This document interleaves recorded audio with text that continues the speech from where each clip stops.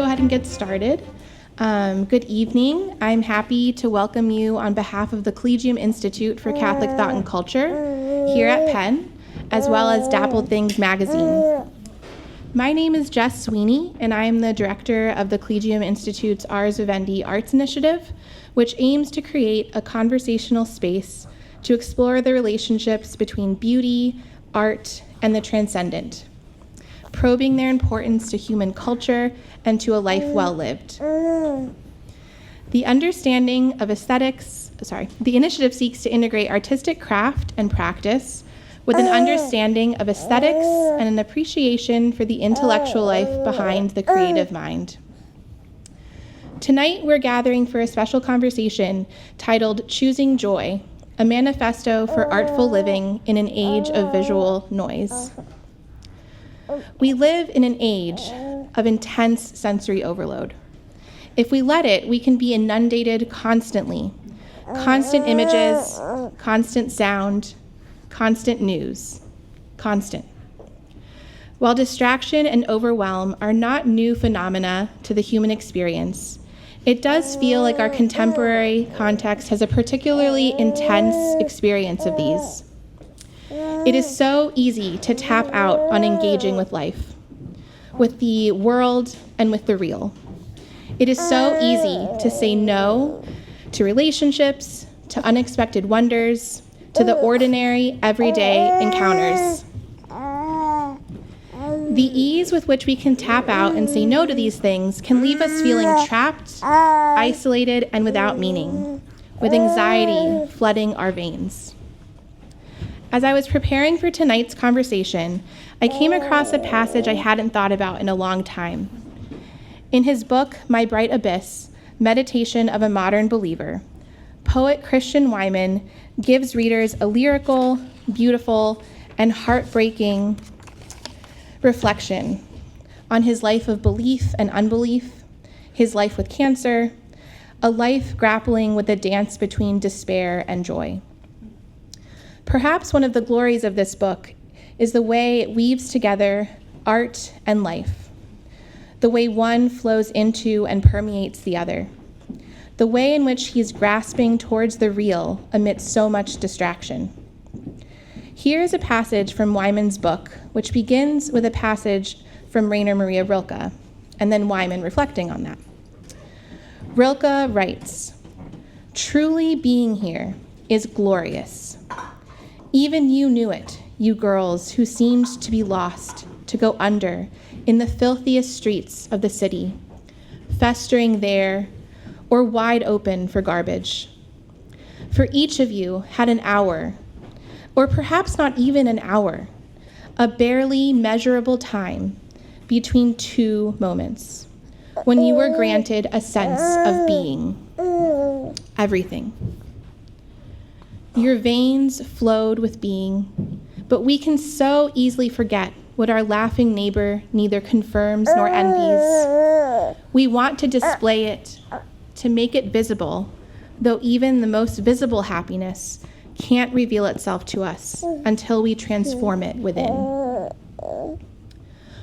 Wyman then goes on to reflect, all right, but what does it mean to transform these moments of intense inward understanding of the world and experience? I think it can only mean that we carry them back with us into the welter of our lives, that we return to them not as refugees from experience, but as devotees of it, that we come to understand our moments, or moment, maybe there was only one, will ever be only one, of a clear, spirited existence in terms of all the life that is so obviously not, and vice versa. So we'll return to this passage from Wyman in a moment, but I was in part reminded of this passage recently when I came across a different quote that a friend shared with me from a novel. I have not read the whole novel, but I was really taken with this quote. So this quote, if you're, forgive me for adding another quote to this, is from Garth Greenwell's 2024 novel, Small Rain. He writes, this is the narrator speaking, "Try to remember this, I admonished myself, since I knew it would fade. All happiness fades, or does for me. Misery digs deep gouges in memory, sets the course of the self. I sometimes think it lays down the tracks one is condemned to move along, whereas happiness leaves no trace. Remember this, I said to myself. Why should only suffering be a veil of soul-making? Why shouldn't the soul be made of this moment too, this unremarkable moment? Remember this. So I found myself wondering which of these is true, or maybe they are both true, or maybe they are true for each of us at different times and chapters of our lives. And what do we do with these moments, these soul-making moments, as Greenwell calls them, these glorious moments, to use Rilke and Wyman's language? And for all of the current students and artist fellows who are in our program right now, you might think of, hello. You might think of Albert Camus' idea of the memories of joy he holds onto that sustain him through life's troubles. I'd contend that these moments force us to rethink our stance in the world, to reframe our very being in the world. If this grief, but also this glory and joy is possible, even if we only touch it once, as Wyman says. How does this change the way we see, the way we suffer, the way we wrestle, the way we make, the way we imagine, and ultimately the way we live? I think at the core of a good life, and particularly perhaps at the core of the life of an artist, there is this desire to see differently, to see anew, and to meditate on these very kinds of moments in our lives. Even if we are not an artist ourselves, I would contend that the arts and the creative practices of artists offer guidance on how to cultivate this kind of life. They offer glimpses to craft a manifesto for living. As Pablo Picasso said, art's role is to wash away from the soul the dust of everyday life. So to reveal the dance and the wrestle in consolation and desolation, to let things dig down deep into our memories, our hearts, and our souls. So much of orienting our lives towards a kind of beautiful intentionality, towards choosing joy, even amidst suffering, confusion, anger, even when the world all around seems to be on fire. So much is caught up in the ability to return to wonder, to being willing, to being awoken to the aliveness around us and beyond us. To be able to pause and choose to craft a life with space for joy and delight, what we might call an artful life. So I hope you'll explore these things with us tonight, whether you're an artist yourself or nothing of the sort. And before I introduce our guest speaker, I'd like to give you a sense of how things will flow tonight. So after I introduce our guest, I'll hand things off to her for her talk, and then we'll open things up for a conversation between us, and then we'll also have time to open things up even further to all of you for questions. So I'm so thrilled to introduce you to Shemaiah Gonzalez, who I've had the pleasure to get to know over the last several years. Shemaiah Gonzalez is a writer who thrives in moments where storytelling, art, literature, and faith collide. Her work has appeared in America Magazine, Image Journal's Good Letters, Ecstasis, The Curator, and Loyola Press, among others. She is the author of 2 books, one a biography titled Brian Doyle, Finding God in the Ordinary, and most recently, Undaunted Joy, the revolutionary act of cultivating delight. She is a Los Angeles native and now lives in Seattle with her husband and 2 teen sons. But perhaps more importantly than all of this, Shemaiah is one of the most generous and truly joyful people I've met. She is a fountain of support for young writers and creatives, and I am blessed to know not just her work, but to count her as a friend and mentor. When the prospect of navigating my own professional work, my creative life, and motherhood started to feel more like a burden than a delight, Shemaiah's writing on this topic, but also her personal support and affirmation were a balm and inspiration. So on that note, I'd like to pass things off to her as we explore Choosing Joy, a manifesto for artful living.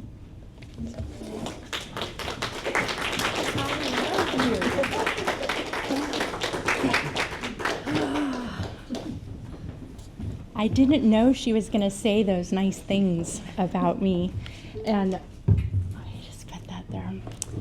Can you hear me? Does this work well? Everyone can hear me well? Thank you, Jess.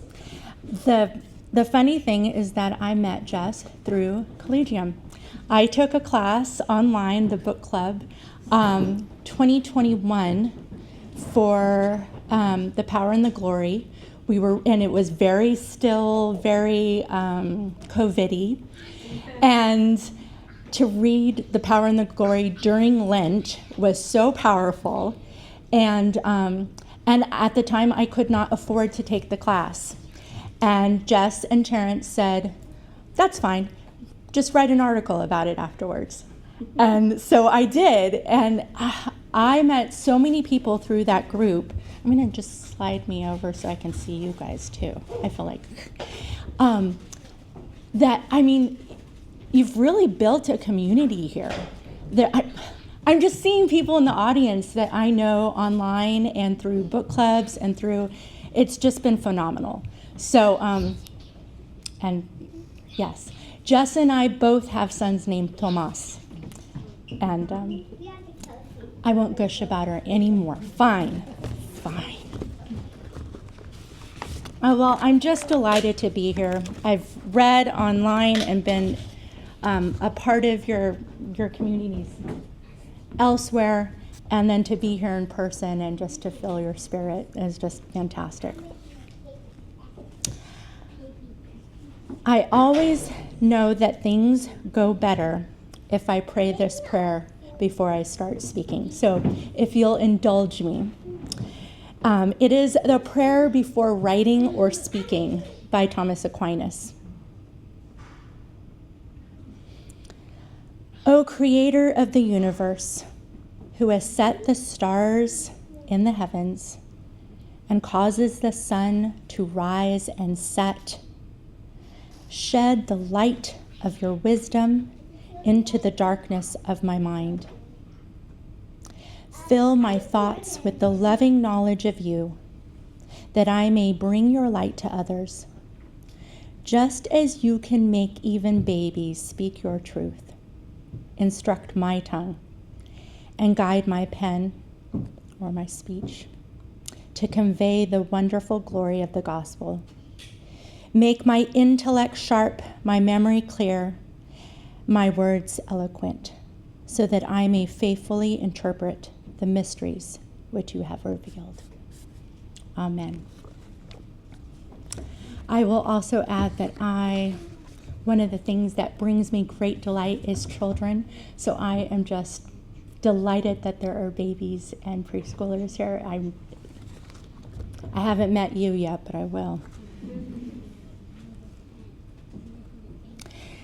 So I've spent the last maybe 6 years meditating on joy. And it's fun to look back at journals or even Facebook memories, you know how you do that on this day, and you realize that these themes have been in your life for a longer than you thought, you know? So I'd say the last 6 years when the pandemic hit is when I really started looking at joy. I wish I could give you a checklist, if that's what you came for today, a checklist of things that you could do to be more joyful. Listen to this song and look at this painting. And I've read those books. There are those books out there. My book is nothing like that. It's not didactic. I am a storyteller. I can just tell you how God's been present in my life and tell you a story about it and hope that you feel the same. I'll start with a quote from Dostoevsky, which is the epigraph for my book. Man is fond of counting his troubles, but he does not count his joys. If he counted them up as he ought to, he would see that every lot has enough happiness provided for it. In a world that teaches and rewards counting our troubles, may we learn to see joy more clearly. My mother told me that my first word was happy. I was sitting in my high chair when I said it, and I was covered with some sort of homemade mush she made in a food mill. I'm a product of the 70s, and my parents were kind of hippies, hence my name. More about that another time. But I clapped my hands and I said, happy. And maybe I said happy because I liked the taste of baby food, where there's squash or apples or peas, or maybe I was happy there being with my mother, basking in her attention and her love. Or perhaps I was mimicking a song we sang at the little hippie church that I went to in Southern California. Happy are the people whose God is the Lord. Or maybe it was all of these or none of these, and I didn't even know what it meant. But perhaps it means I was predisposed to joy. Joy is a part of who I am because the Spirit has marked my heart, embossing me with his love and defining me. Today I dwell in joy. I hope you gather that. But it's been a long, tenuous road to get here. And I will also add that it is something I have to choose every day. Just like we say we choose Christ and we choose to pick up the cross, every day I must choose joy, whether I want to or not. It is not something that particularly comes easily for me. My child was filled with poverty, abuse, and neglect. And I spent my teen years desperately attempting to flee that world and to find my own. When I finally settled down and married and had the stability and love I always longed for, I collapsed. For the first time, I wasn't grappling for my daily needs and in a safe place with my husband caring and providing for me. Trauma overwhelmed me. There were days when I could not leave the house, dress myself, or even get out of bed. Looking back, I see 3 moments that took me out of that place. The first is quite mundane. I would have missed it had I not quoted the moment many times since and recalled where the words came from. One evening early in our marriage, my husband and I had a neighbor over for dinner. After the meal, as we washed the dishes and wiped the crumbs off the counters, the neighbor offered to take out the trash. As he tied up the old bag, I pulled out the replacement, and I nearly squealed with delight when I realized I was going to get to use the new trash bags I bought.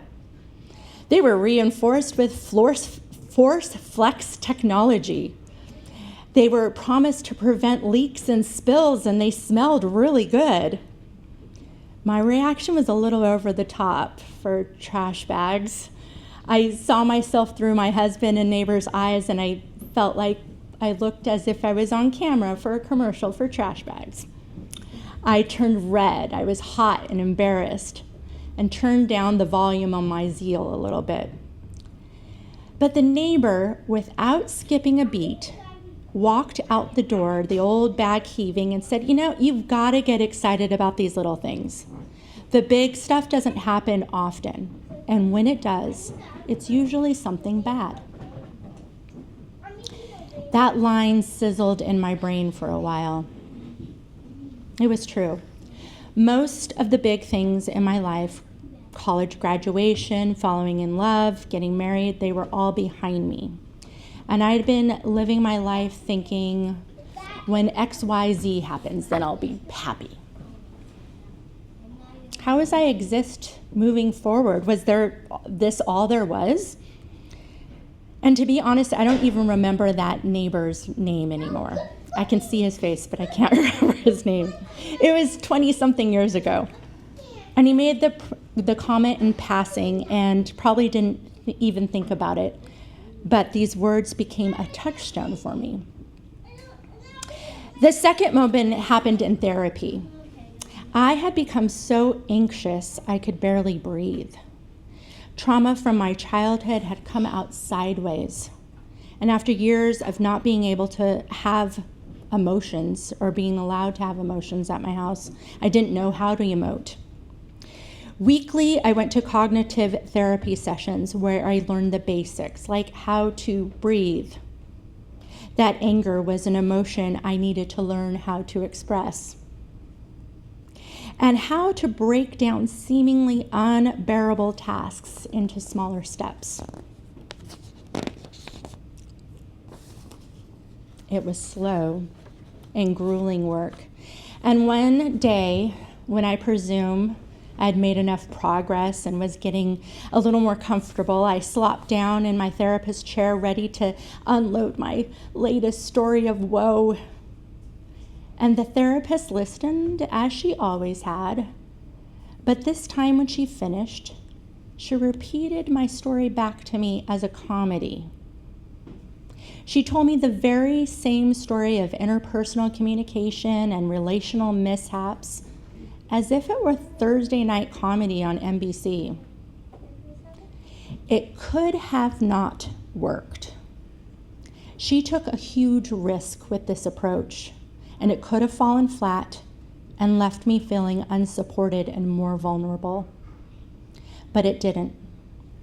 I heard what she was trying to tell me. My life was good and full and rich and hysterically funny.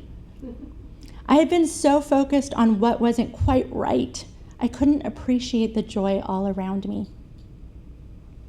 It took a while to rewire my thoughts, but that afternoon my therapist gave me a glimpse of how to repair the cracked lens I watched my life through. The third moment was a big one, and it was bad. In 2005, my second year of marriage, my childhood best friend crawled into her bathtub fully clothed and swallowed a bottle of pills, and then put a plastic bag over her head to make sure that she would succeed in what she set out to do. When I got the call, I wasn't surprised. We hadn't spoken in over a year, mainly because we were both too fragile to help each other. I was a mess, she was a mess. And in the years prior, I had prolonged her life many times. It had gotten to the point where I wasn't sure I could help her and keep myself above water. After that fateful call, I knew I could not give in to the darkness any longer. If I did, her fate would become my own. And I whispered the prayer, "Lord, help my unbelief." It was the only prayer I could pray. I believed in God, but I didn't believe I would get any better. I didn't believe He would heal me. But He did. And I can't explain how it happened or how it continues to happen. I prayed that I'd trust Him, and I started to focus on the small stuff. Along the way, I discovered that I suffocated joy. It was difficult to accept kindness or affection from friends or even my husband. When joy crept upon me, it felt akin to anxiety, and it sent me into a panic. I ran away from delight and glee and pleasure. I knew how to operate in sadness or survival mode. It was all I knew, but joy felt foreign. Nearly a decade ago, I read a novel called Family Life by Akhil Sharma. It tells a story of an immigrant's family from India. The parents dream of a better life for their sons in the States, and they place most of their hope in their oldest son, a teenager, brilliant and beautiful, with an auspicious life ahead of him. A freak accident occurs, and he dives into a swimming pool.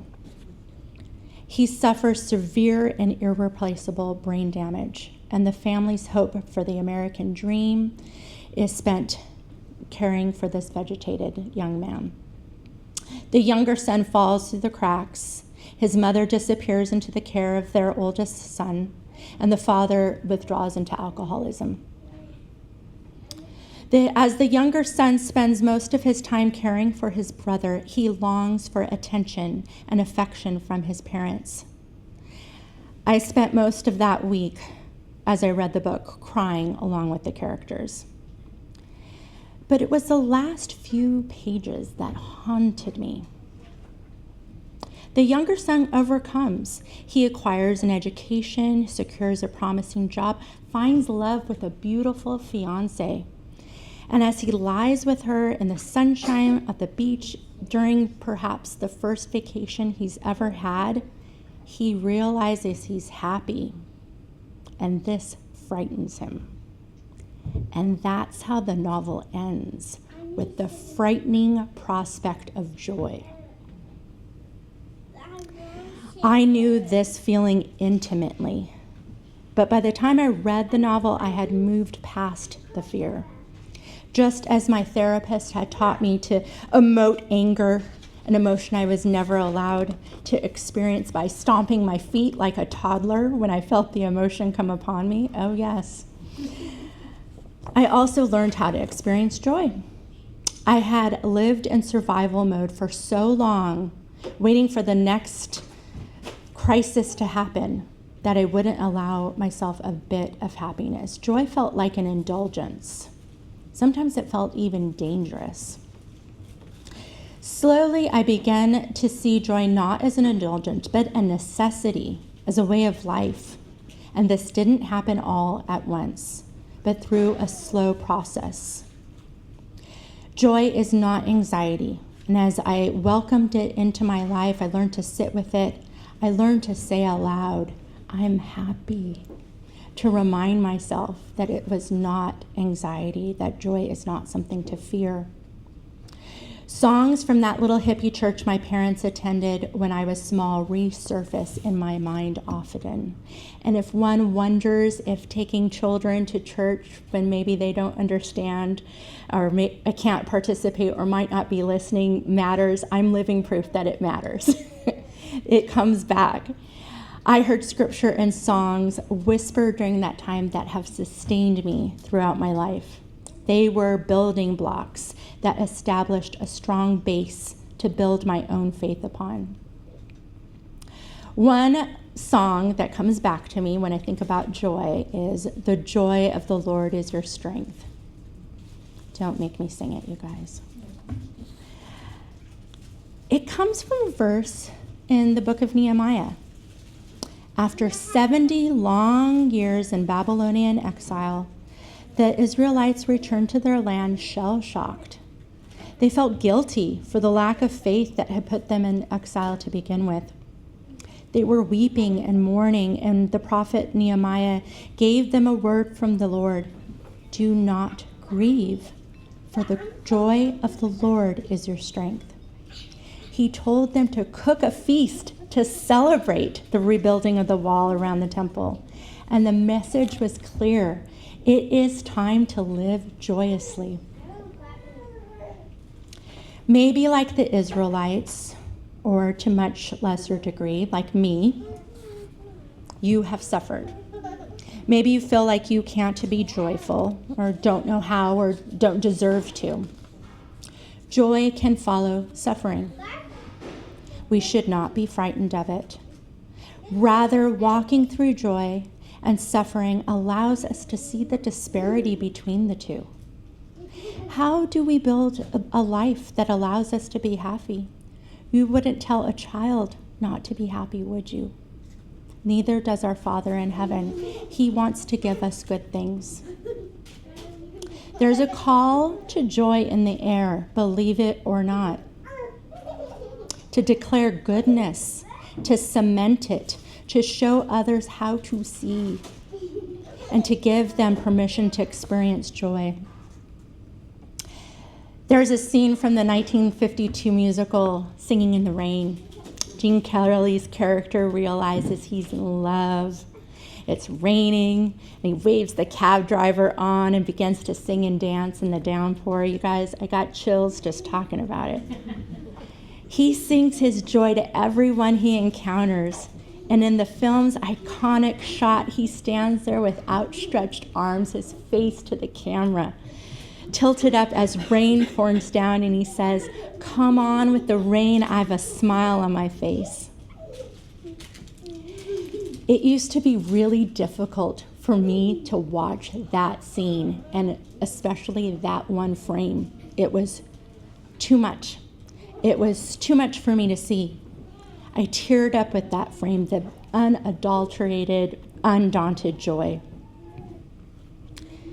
I can look at it now. I can allow myself to feel the sort of happiness at trash bags, or a good cup of coffee, or a view of the ocean, or the fact that capybaras exist. I would never have called myself an authority on joy, but perhaps being willing to look at it and not be afraid of it makes me an authority. Perhaps showing others how to see will make joy contagious. In her poem, Welcome Morning, Anne Sexton shares the delights of the morning: a towel and brush, a chapel of eggs, holy birds at the kitchen window.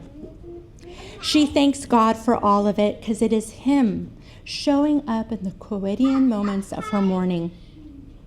She ends the poem with a reminder to herself to notice this presence, to say it out loud. For joy that isn't shared, I've heard, dies young. Joy doesn't have to be something big. It's the small stuff that builds joy-filled life. God is there in the moments. And it's easier for me to see when I'm closer to God. For joy is the fruit of knowing Him. I see joy clearly when I allow Him to open my eyes and when I share it with others, when I let His joy be my strength. And perhaps you, like me, will no longer wait for the big things to happen, but will find that there's joy in abundance today. Each day holds joy in the mundane and the magnificent. We just need to learn how to see.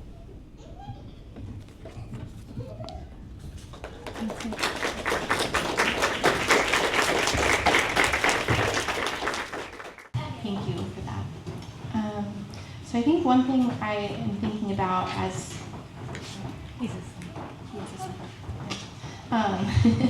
one thing I find myself thinking about after having listened to your words is sort of this idea of the little things, right, that build up.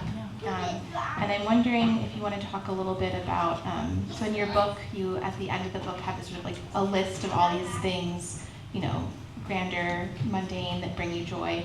So I'm curious if you can talk a little bit about, I don't know, kind of like a discipline of choosing joy and like how to build that, what that might look like. So I feel very strongly that it is specific to each person because that is Jesus trying to get your attention, and you are very different than me. And so something, I'm not into math. Maybe you're really into math, and something, technical or scientific comes out and delights you. And that's God shining through. Just like in C.S. Lewis's Surprised by Joy, when he looked back over his life, he realized that all these things that brought him joy was God trying to pursue him and bringing him back to him. And those things look very differently to each one of us. But yes, just like having a practice, I can refer to that list. So during, I have it bookmarked. I'm so clever. I'm proud of myself. When I was writing the book, me and my family thought, wouldn't it be fun if we started just making a list? And I had no idea if it would make the book, but I just thought as a practice for us as a family to make a list of things that delighted us. And so we started doing it, and then I have two boys who are teens now, but at the time I was writing the book, I want to say they were 10 and 11 maybe. And so something would happen and we were laughing about it, and then they say, you have to put that on the list, And so I'll just read you a couple so that you can see. I want to start at the beginning because. And again, maybe these don't delight you, but they delight me, But just to show you how it's done, I put the shivering moan of a cello. I mean, the cello, you guys. Maybe that's not your favorite instrument, but it's mine. The way Katharine Hepburn was Katharine Hepburn. The way you are you.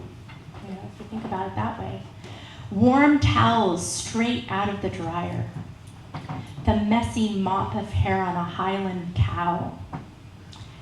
Delilah's, the order of the entire universe in one single flower.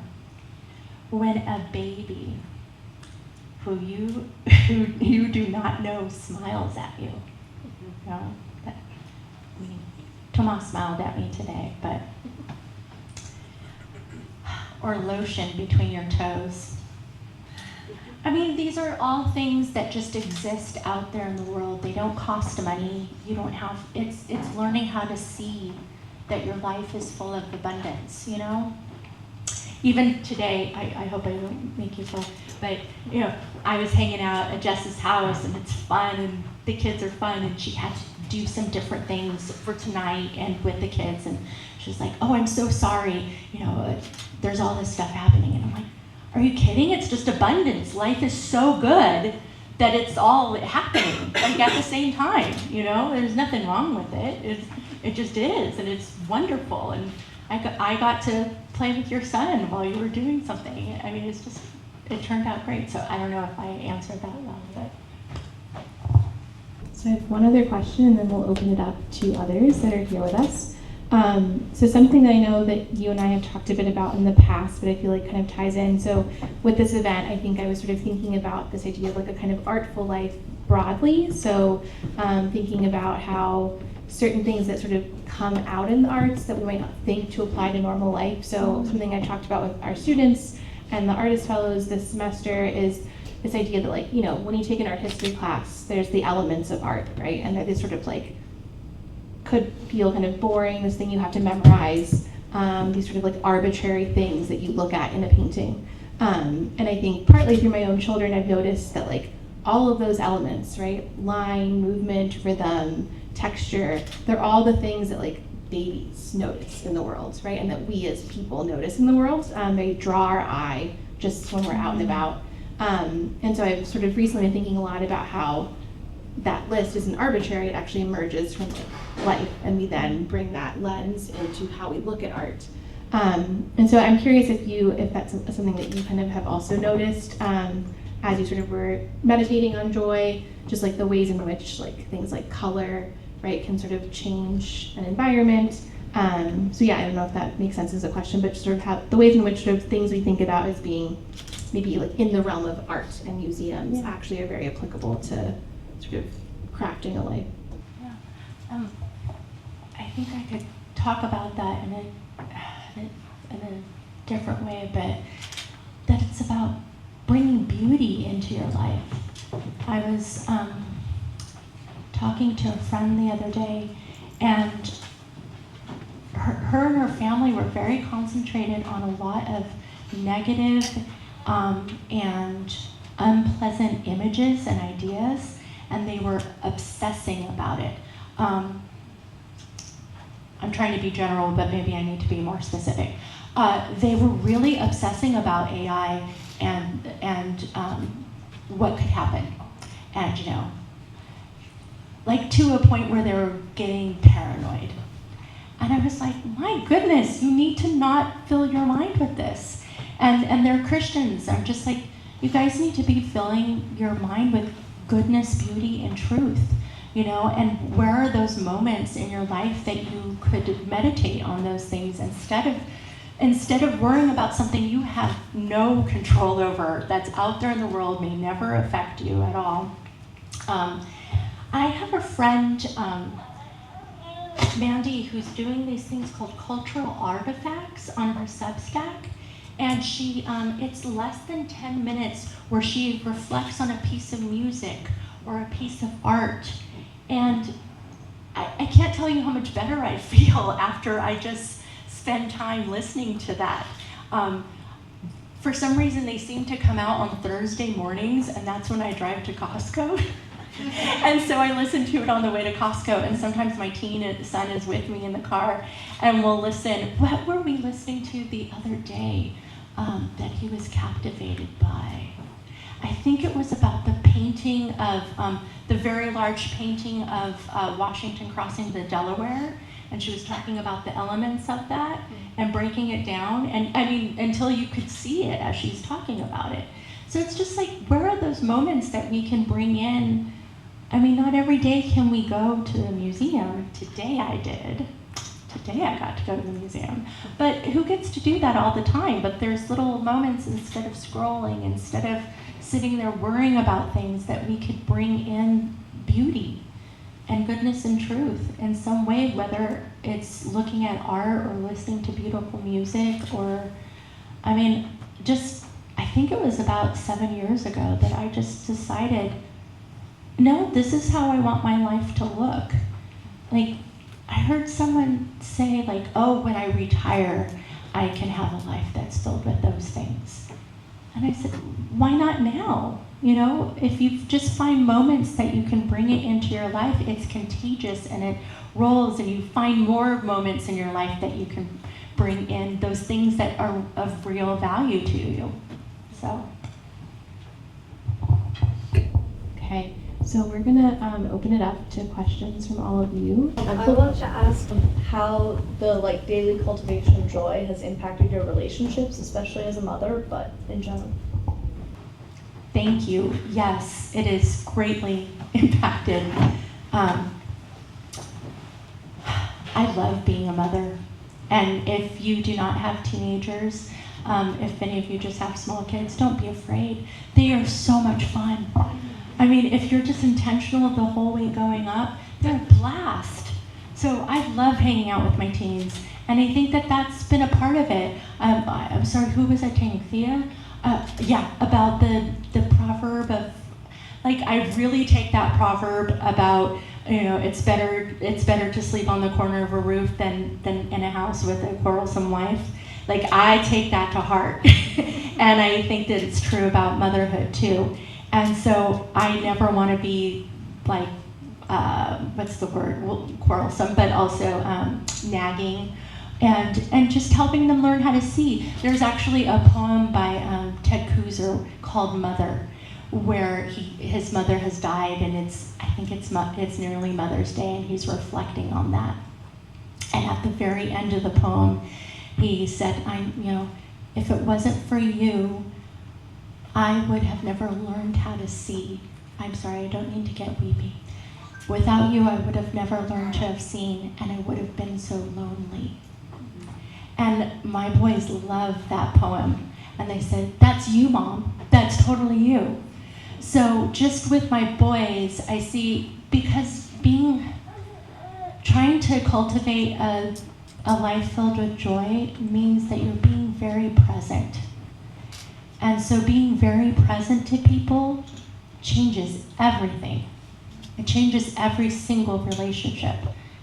Like strangers at the store, people in the locker room, or the barista, because you're just, as my boys say, you're locked in, It's like, you're important to me, and I'm noticing you, and I'm seeing you.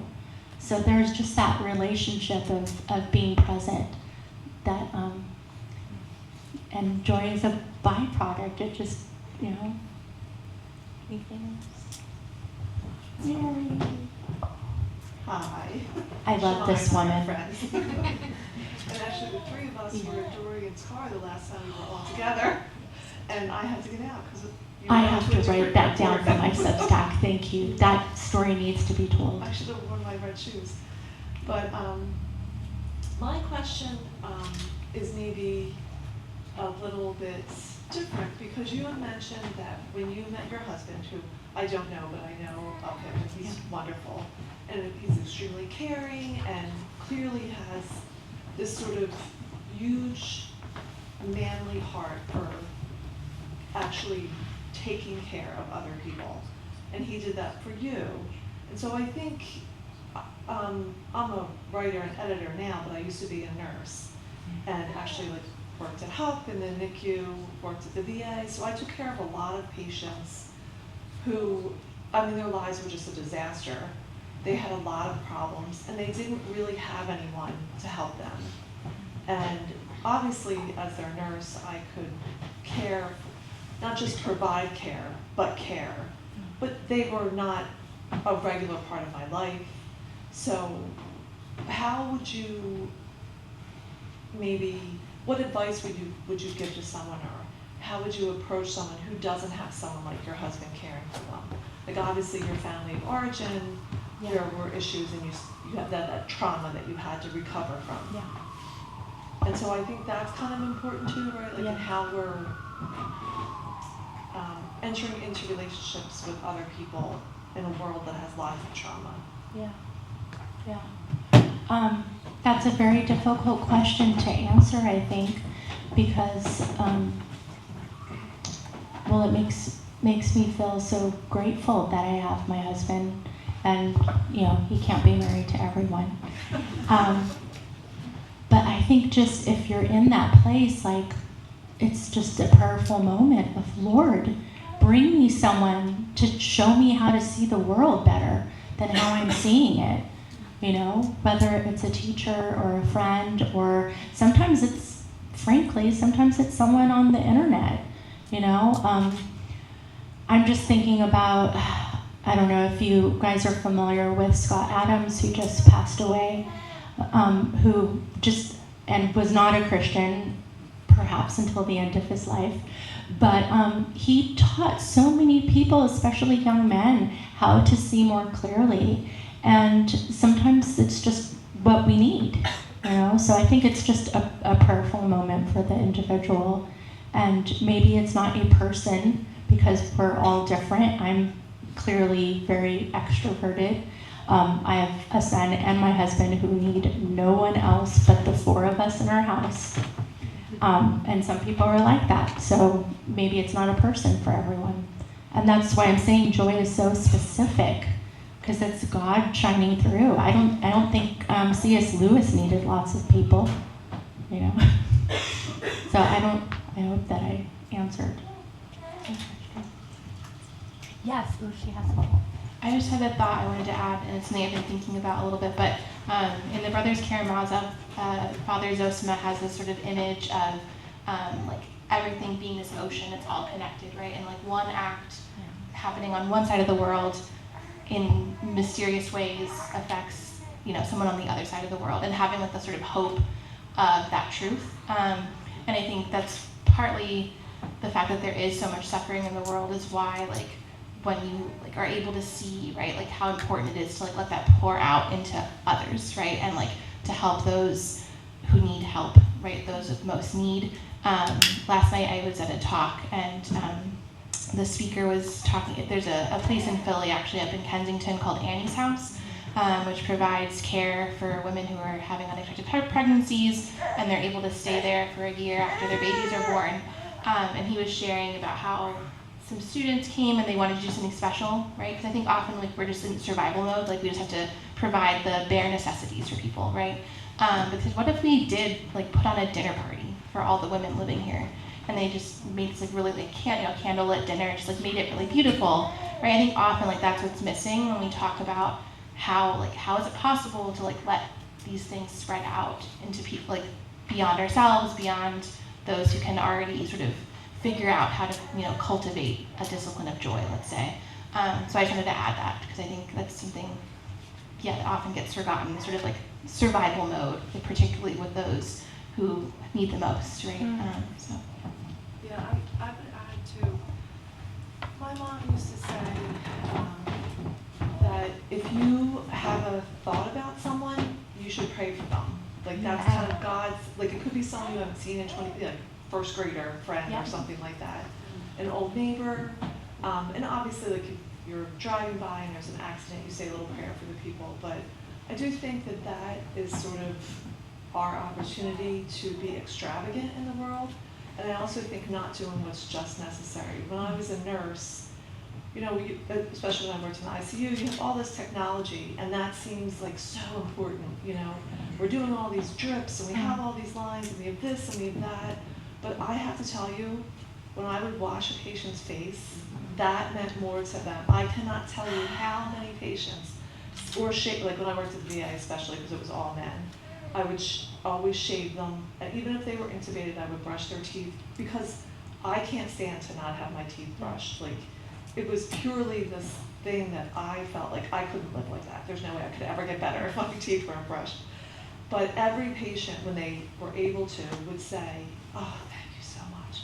That was so great. And I'd be like, we're doing $1 million worth of work here. But it's the water and the washcloth. It's the that human actually, moment, the human connection moment. And I think like small things were like it seems extravagant to brush someone's teeth when they're in the ICU, but it really isn't. You know, to them it's like the equivalent of a dinner party. So. That's your next poem, Mary.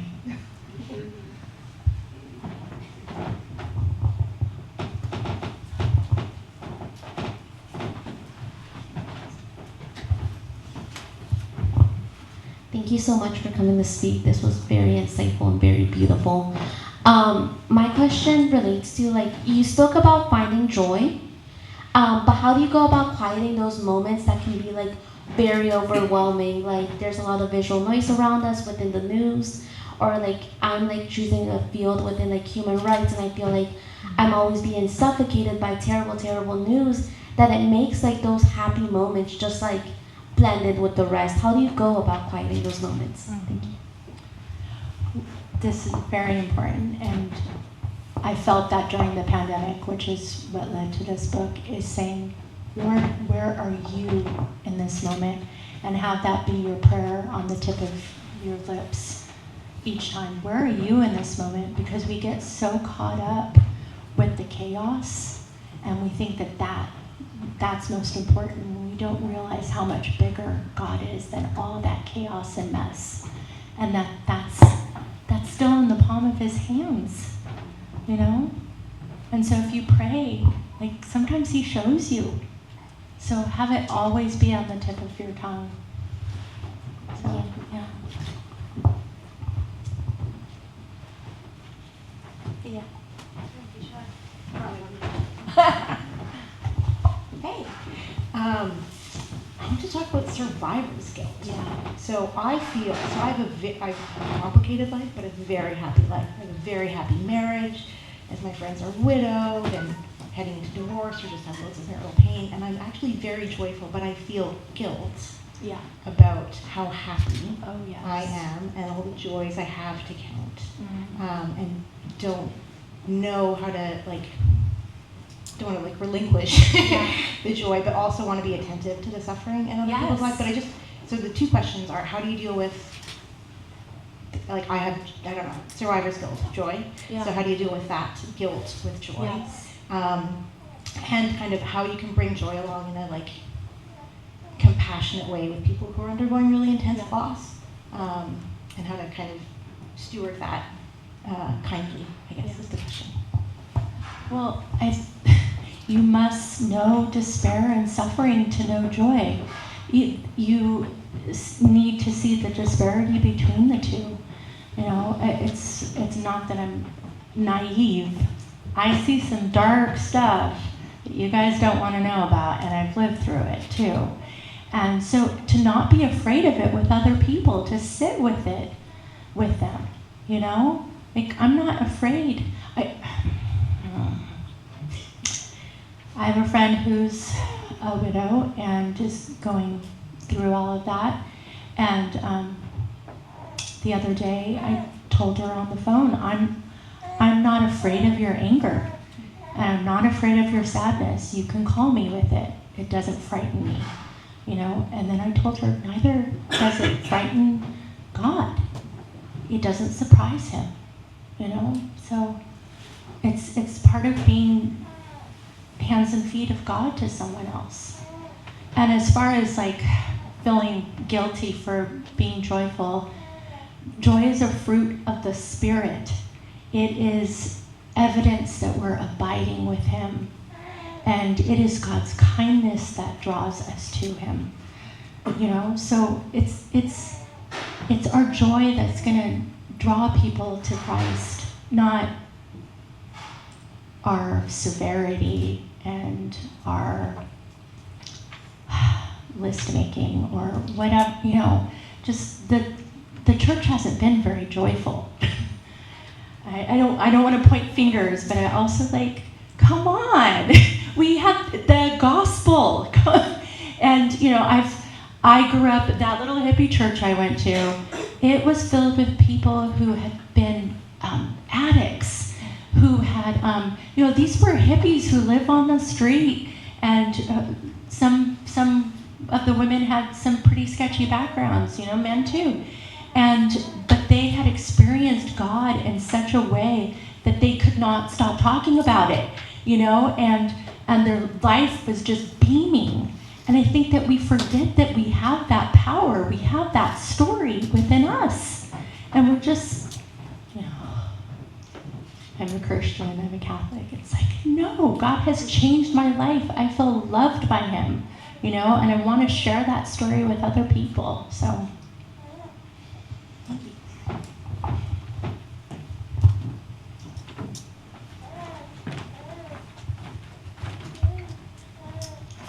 Just going off of like what you were saying, that it's easier to feel joy when you're closer to God. That's meant a lot to me because I joined OCIA during this year in January. Thank you. But like I've had a lot of like family health and financial issues and stuff, and despite all that, like I've never felt more joyful in my life than now. And yeah, it's been beautiful. Thank you for sharing that, and congratulations. I converted, but I understand that that's not the way you're supposed to say it, even because I grew up a Christian, but I was Protestant, so I became Catholic. So I understand that, and it's so beautiful. And I also understand that's what's so surprising, is that you can handle stress better when you feel close to God. You're like, no, what's really weird, that there's been moments in my life where I've felt, I don't want to use the word persecution, because I don't think none of us have really felt that. Well, I don't know, maybe some have. But where I felt really bogged down with some negative feelings against me because I was a Christian. And just spiritual warfare.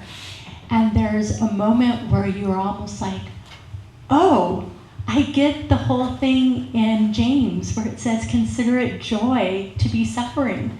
Like, I must be doing something right, you know? And it's the strangest feeling to like not be afraid of that and to find joy in that. It's very odd. So thank you for sharing that.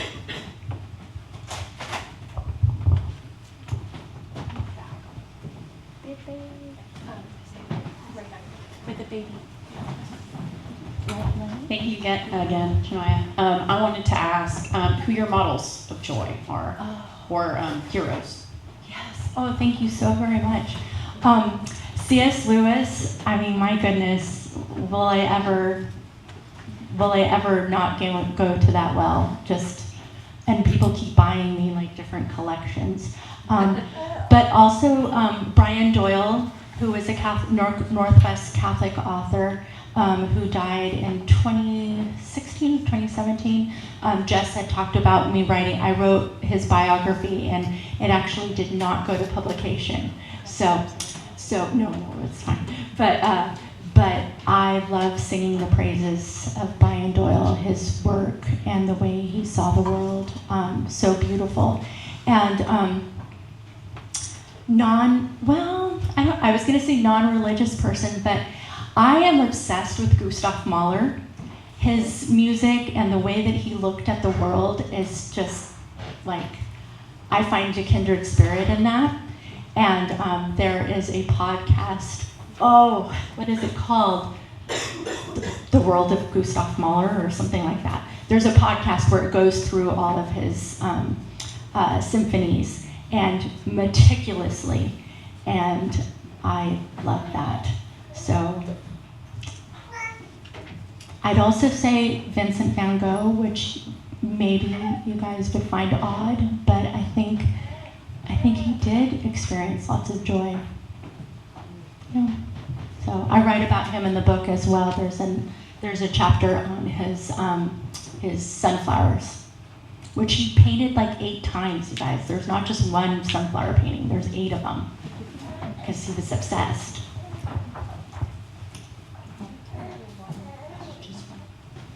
She said there's time for just one more. Then we gotta clean it.